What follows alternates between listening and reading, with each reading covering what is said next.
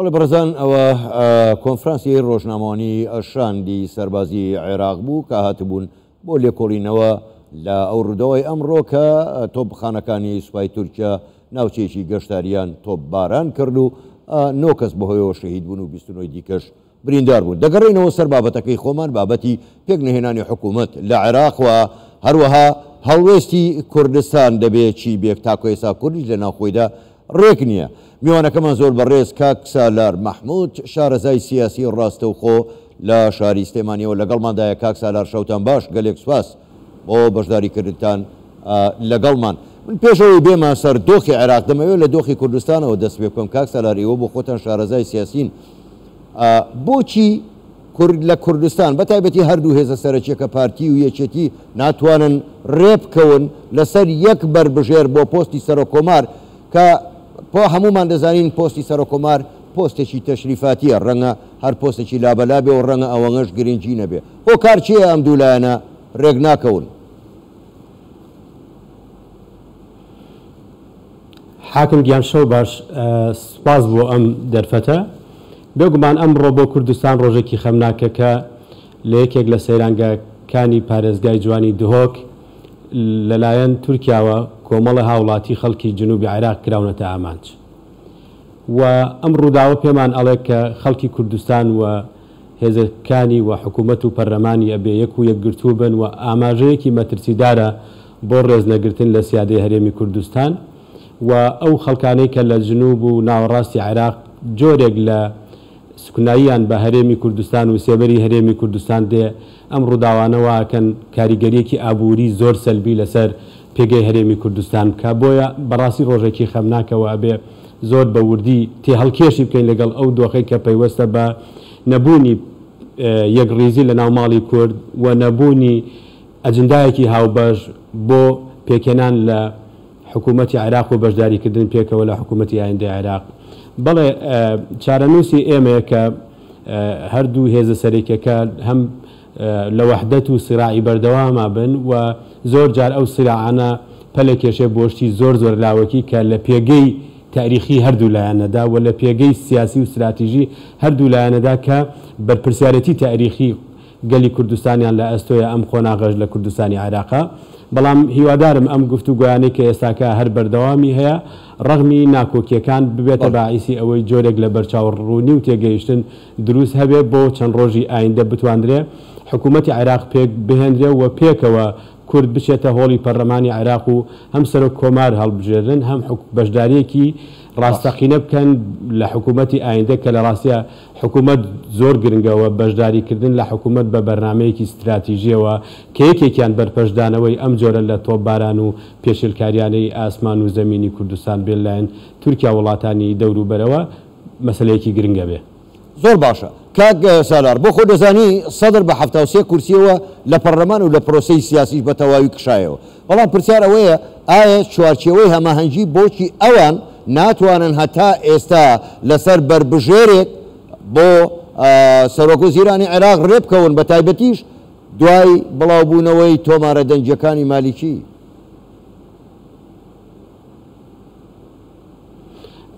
حاکم جنابت لە بەغدا بووی و زۆر وەزعی بەغا شارەزای و تەفاسیلی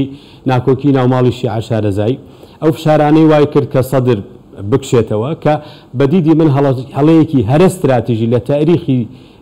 سیاسی سەدر کە لە دوای 2005 دەستی پێ کردووە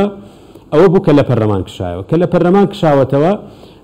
کورسەکانی دابەش بوو بەسەر لایەنەکانی ناوماڵی تەیاری تەنسیقی. ناوماڵی تەیاری تەنسیقی لە ئەساسە زۆر کۆک نین، بەڵام ئەوەی وای کرد کۆک بن نارەکەی خۆیان بوو کە لە پەرلەمان کشایەوە و من ناچمەوە ئەم تەفاسیلە. بەڵام لە نەتیجەیە ئەوان کێشەیەکی ئەوتۆیان نابێت لە دیاریکردنی کاندیدی سەرۆک وەزیران لە چەند سەعاتی ئایندە. بەڵێ تموحاتی زۆریان هەبووە، خەڵکانێکی زۆر خۆیان ئامادە کردبوو بۆ سەرۆک وەزیران، بەڵام پێشێ ڕەهمی کۆمەڵێک فشاری ناوخۆیی و کۆمەڵێک ناکۆکی دوجار ئەگەنا ڕێکەوتن. ئەمە وەکو لایەنی شیعە ئەمێنێتەوە لایەنی کوردستان. لایەنی کوردستان پەرتەوازەترین لایەنە لە ناو پێکهاتەکانی عێراقە کە عێراقی عەرەبی شیعە و عەرەبی سونە لەگەڵ کورد ئەبینی. بەڵام کاک سالار ببوورە کاک سالار ببوورە ینی بن پێم وانە پەرتەوازەترین ناوماڵی کورد بێت تۆ سێری ناوماڵی شیعە بکە مالیکی بە ئاشکرا هێرش دەکاتە سەر سەدر سەرکردەکانی تر تەنانەت هێرش دەکاتە سەر حەشتی شعبی بە ترسنۆک ناویان دەبا ینی ناو ئەوەی کە زۆر پەرتەوازەیە نێوماڵی شیعەیە.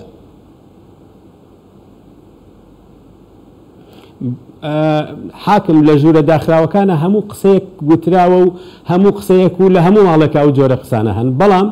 لە ڕاستیدا من سوورەتەکە بەم جۆرە بینم پارتی لە جەبهەیەکە کە حەلبوسی زۆر تا ئێستا کە سوودی لێبینیوە یەکێتی لە جەبهەیەکە تا ئێستا ئەوە خۆیەتی تیاری تەنسیقی نەگەیشتنەتە کاندیدێک بۆ سەرۆکوەزیران نەوەی نوێ لە تەرەفێکە جیهەتێکی لەگەڵایە کۆمەڵ و یەکگرتوش لە دوورەوە تەماشاکردن ئەمە یعنی کورد دابش بە بەسەر چوار جیهەتە کە دابشبوونێکی زیاترە لە ماڵی شیعە دابشبوونێکی زیاترە لە ماڵی سونە لە کاتێکە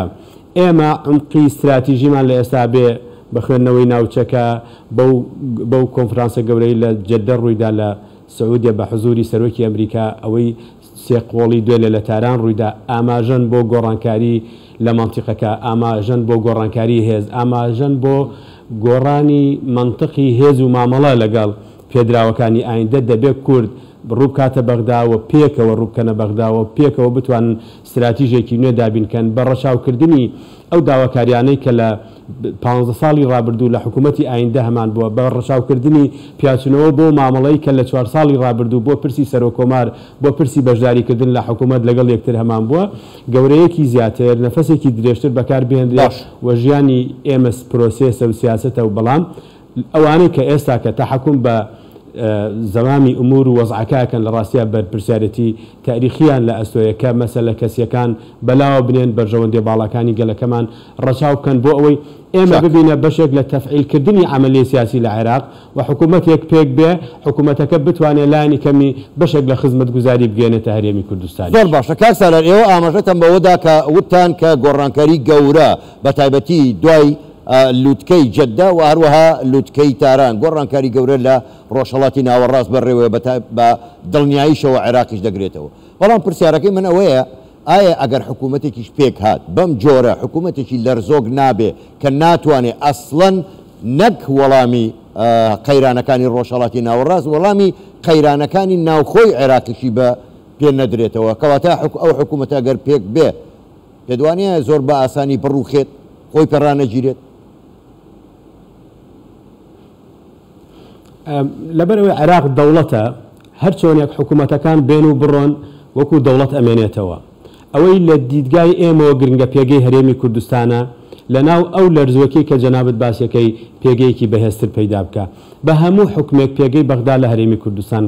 لە ڕووی سیاسی و لە ڕووی ئابوووریەوە بەهێزترە بەداخەوە پێش شەڕی داعش و لە کاتی شەڕی داعش و پێش ڕیفراندەوەمیش بۆزعەکە پێچەوانە بوو ئێمە دەوڵەتێکی ڕانەگەیەندراوی بەهێز بووین لە ناو دەوڵەتێکی زعیفە هاوکێشەکان گۆڕان ئێمە پێویستە کات جارێکی تر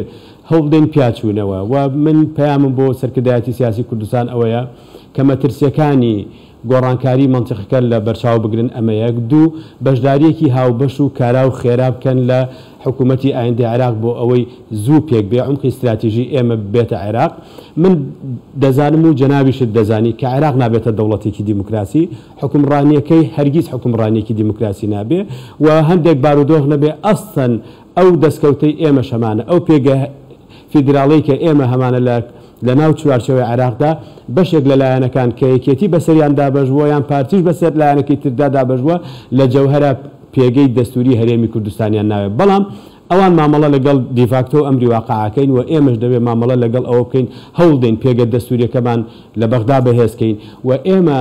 هەڵەی گەورەمان ئەوەیە وەکو کورد شەڕی ناوخۆی خۆمان بردە بەغدا لە کاتێکە دەبوو شەڕە بەهێزەکەی خۆمان لە پەرلەمانی کوردستان بکردایە لە ناو حکوومەتی هەرێمی کوردستان بکردایە لە ناو فەزای دیموکراسی و مەدەنی خۆمان بمان کردایە بەڵام شەڕی پێکەوەیمان بگوازە لە بەغدا بکردایە ئەم هاوکێشەیە جەنابەت تێ ئەگەی کە خۆشت لە پەرلەمانی عێراقوی دەزانی پێکەوە بوون چەند دەتوانێت مەکسەبێکی نیشتیمانی چەند گەورەی بە هەموو ئەبەخشێ بەڵام هەموو ترازانێک لە پێگەی هەمووان کەمەکاتەوە. زۆر باشە کاک سالار ئێوە باسی ئەوتان کرد عێراق دەوڵەتە زۆر چاکە بەڵام ئەگەر تەماشاکەی لە واقعە ئەگەر وەکو دیفاکتۆ تەماشاکەی تەنها چوارچێوەکەی ماوە ئەوە تا وای لێ هاتووە با زۆر بەڕاشکاوانە بیڵێن ینی دەستێوەردانی ئێرانی زۆر ئاشکرای و دەوێت حکوومەتی بۆ خۆی دروستکات تەنانەت وای لێ هاتووە شاندی حیزبوڵای لوبنان دێ لە باتی ئەوەی کێشەی لوبنان چارەسەر بکە هاتووە لێرە دەیەوێت نێوماڵی شیعە ڕێک بخات کەواتە ینی ئەم عێراقی کە تەنها و تەنها ڕەنگە لەسەر خەریتەم مابێ دەنا لە ناو خۆی خۆیدا بە هیچ جۆرێک نەماوەوە بە هیچ جۆرێکیش پێکەوە نانووسێن پێدوانیە کە سەدر شەقامیشی بەدەستەوەی لە هەر ئان و ساتێکدا بیەوێ بیجوڵێنە خاوەنی ملیۆنان هەوادارە توانێ ئەو حکوومەتە ئەگەر پێچی شات بە لە 6 مانگدا بێ ڕوخێنێ بەڵێ خۆی ئێمە هیوادارین ئەگەر سەدر شەقامی بەدەستەوەیە شەقامەکەی بەکاربێنێ بۆ عەدالەت بۆ مافی گەلان کە لە مەزهەبی شیعەدا مەزلومیەت زۆر ڕەواجی هەیە ئێمە گەلێکی مەزلومی لە ناو دەوڵەتی عێراقا و سەدرەکان بەشێک لە شەقامی خۆیان بجوڵێنن بۆ داکۆکردن لە مافی ئێمە من سایشی بەیاننامەکەی سەدرەکەم ئەمڕۆ بەرامبەر بە تورکیاکە وازەحتر و سەریحتر بووە ئەسڵەن بەیاننامەکانی کە لە بەغداوە دەرچوون سەبارەت بەو جنایەتی دەرحەق بە پارێزگای دوهۆک و خەڵکی دوهۆک کرا و بە میوانەکانی دوهۆکران زۆر کاریگەرتر بوون لەوەی لە کوردستان کرا بۆیە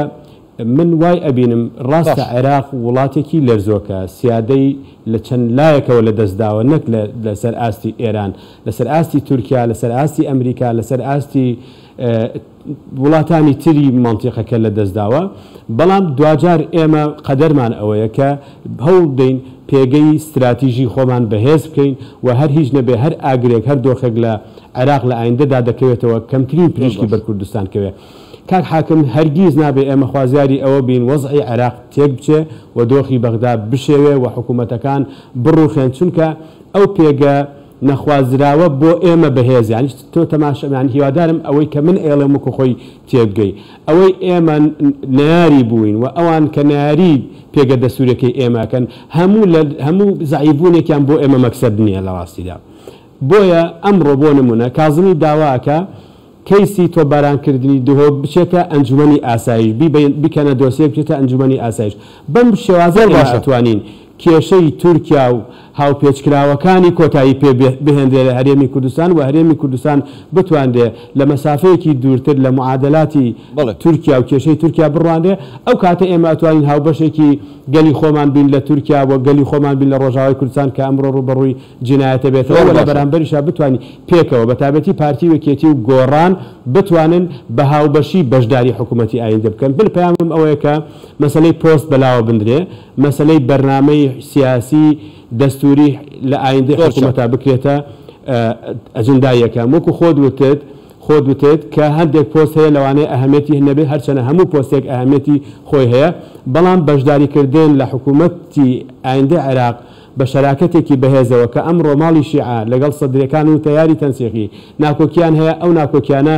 کورد پڕی بکاتەوە بۆچی بۆ ئەوەی عملی دیموکراسی باشتر بکرێ بۆ حکوومەتەکە بە قووەتر بێ بۆ ئەوەی ڕوبەڕووی گەندەڵی بێتەوە کاردانەوەی بۆ دۆخی ژیان لە هەرێمی کوردستان و عملی سیاسی لە هەرێمی کوردستان شەبێ زۆر باشە زۆر بەڕێز کاک سالار مەحموود شارەزای سیاسی گەلێک سوپاس بۆ بەشداریکردنتان لەگەڵمان ماندوومان کردی سوپاس بۆ ئێوە شەوتان سپاس حاکم